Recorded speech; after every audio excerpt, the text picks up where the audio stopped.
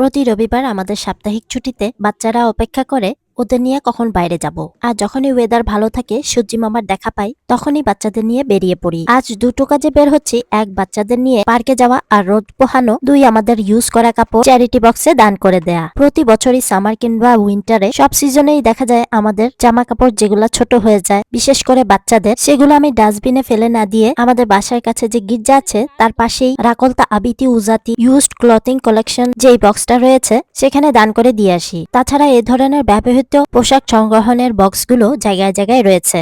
এই বক্স থেকে রিউজ করা কাপড়গুলো চলে যায় বিভিন্ন সংস্থাতে। ইতালিয়ান কিংবা বিদেশিরা সবাই রিউজ করা কাপড়গুলো এই বক্সে রেখে দিয়ে যায়। এখান থেকে চুরি হওয়ার কোনো সম্ভাবনা নেই। তাছাড়াও আরেকটা ওয়ে আছে, আমাদের ইউজ করা কাপড়গুলা খুব সহজেই ভিনটেজ নামে যে অ্যাপটা আছে সেখানেও আমরা অল্প দামে সেল করে দিতে পারি। বেশিরভাগ ইতালিয়ানরা তাই করে থাকে। জামা কাপড় বলেন, খাবার বলেন আর ঘরের আসবাবপত্র বলেন, ইতালিয়ানরা কোনো কিছুই ফেলে দেয় না, যে কোনোভাবে রিউজ করতেই থাকে, কারণ তারা অপচয় করতে পছন্দ করে না। এর কারণ সেকেন্ড মন্দ গোয়ের রাতে জার্মানির সাথে যুদ্ধ হয়ে একদম ধ্বংস হয়ে গিয়েছিল, আর তখন ইতালিয়ানরা একদমই গরিব হয়ে গিয়েছিল। এর অনেক ছোট ছোট হিস্ট্রি আর কাহিনী আছে, সেই কাহিনীগুলো শুনলে মন প্রাণ ছুঁয়ে যায়। আর তাই তো তারা কোনো জিনিস ফেলে দেয় না, কারণ তারা কাছ থেকে খুব অভাব দেখেছিল।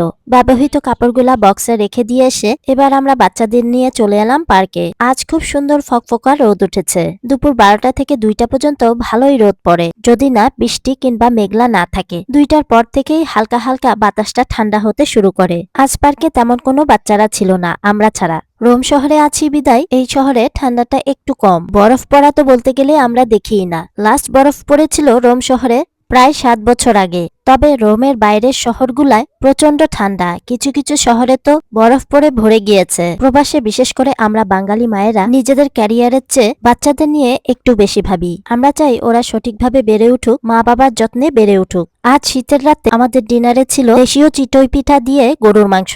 পিঠা এনজয় করতে করতে আজ এখানেই বিদায় নিচ্ছি। ভিডিওটি ভালো লাগলে একটা লাইক দিতে ভুলবেন না। আল্লাহ হাফেজ, আসসালামু আলাইকুম, থ্যাংকস ফর ওয়াচিং।